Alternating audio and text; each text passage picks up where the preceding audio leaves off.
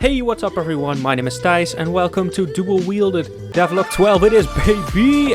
In this video I'll work on actually expanding on the combat system, making sure that the player actually has options for fighting enemies instead of just going for my game Incaved. A game taking place in an ever-expanding Russian cave system where civilians took shelter after nukes were dropped during a fictional Cold War. But first, last episode I added a doggy. Pretty cool stuff, he's just following the player around, you can pet him. But some of you pointed out that being able to name the dog would be a great feature. Well, I didn't add it, because I honestly don't really care about your opinions. I don't know, stupid joke. Of course, just a joke. So like Rob Lang explained, having the ability to name the dog definitely makes you gain a greater attachment to it. The only problem is, how do I show the dog having a name? The dog never really talks, so it's not like his name would be shown whenever he speaks. I heard that some cult called the Mythic Dawn is behind the Emperor's assassination. Be seeing you. Having the name floating above his head seems like a good solution, but it doesn't really fit the rest of the game's in-game UI. Names aren't displayed above other characters, so why would it show up above Doggy? I thought of maybe adding a small house for the dog with a sign displaying their name. Yes? No? Well, I did it anyways, here we go! The dog now has a small house. That's the cutest thing I've ever seen. It looks very cozy in there. I added these dangly toys, made of an empty fasciolas and tushonka can. When you run past it, it plays this small swinging animation. Not too noticeable, but by adding a sound for it later, it should be okay. Now, we only need the text here to display the name of the dog. Me, personally, I already know what I'm going to name him. Monkey. So the name now shows up here, and also in some dialogue. I think that should be enough. You don't need to constantly be reminded of his name. Heck, in games like Shadow of the Colossus, your horse is named Aggro. How do you know? When you call him, your dude sometimes says Aggro! So honestly, this is good enough in my opinion. Now that you can name the dog and he has a cute little house, let's work on the game's Let's start with blocking. I made this animation, yoinked it whenever you press right mouse button, and made it enable a collider that makes sure that whenever it's hit, you don't take damage. I added a little bit of knockback to both the player and the enemy. It works pretty well. I added a knockback animation to both parties and it ended up decently, except for when you use block when the enemy is too close. Now that we can block enemy attacks instead of only just walking away from them, the combat is already at least 5 times better, and I seriously mean that. But I want the player to have different options for approaching enemy attacks.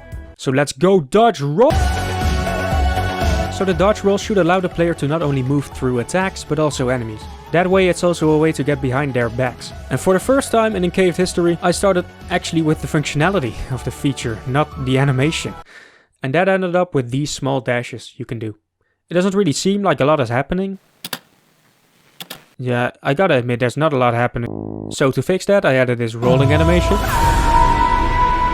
Well, something you might have noticed is that the backpack is pretty big. And it kind of forced me to turn the dodge roll into one of these rolling guard type of rolls. I just want the backpack to help rolling the player forward smoothly after doing a front flip kind of thing. Try rolling with a giant yoga ball strapped to your back. You're basically doing front flips, but when you land, you roll smoothly forward.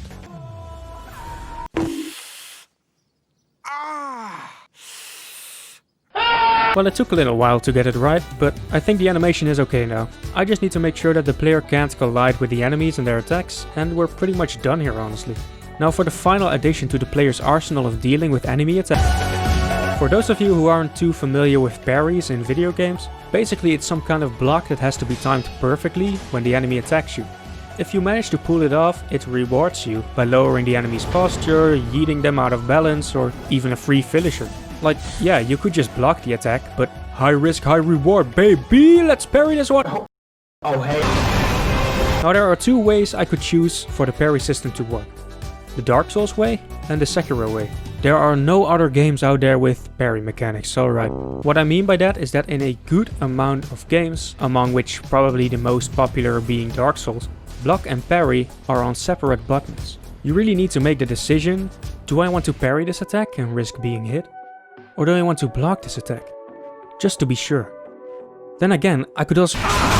But other games, like Sekiro, have the parry and the block on the same button press.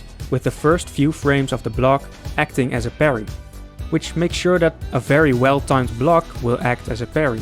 In the meantime, failing the parry by blocking too soon will still allow you to block the attack. By blocking too late, however, the second system is a lot more forgiving that way, and also generally makes the player feel more like, well, if I'm going to block this attack, I might as well try to time it right. So I ended up choosing for the third type of parrying.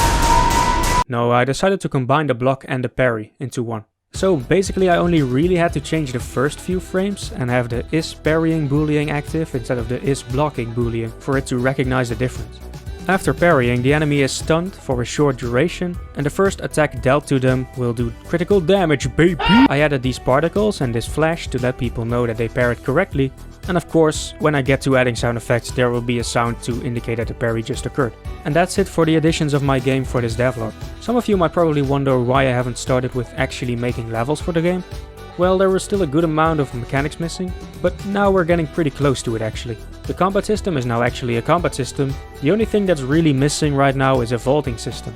The game could really use a vaulting system, to be honest. Right now, stair-like structures like this one take a while to climb, and tiny walls like these fully block the player from going there.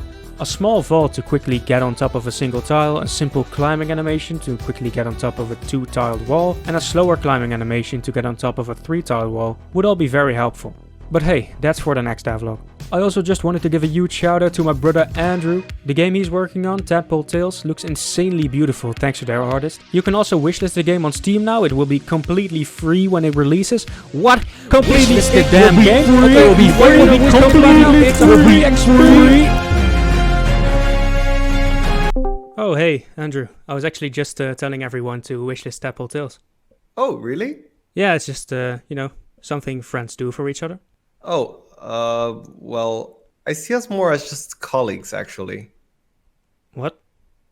I thought we... I mean, I'm your friend, but I mean... Thanks a lot for watching. If you like this video, please help me out and leave a like. Subscribe if you haven't yet, and join the Discord server for epic moments with the boys, I guess. Goodbye.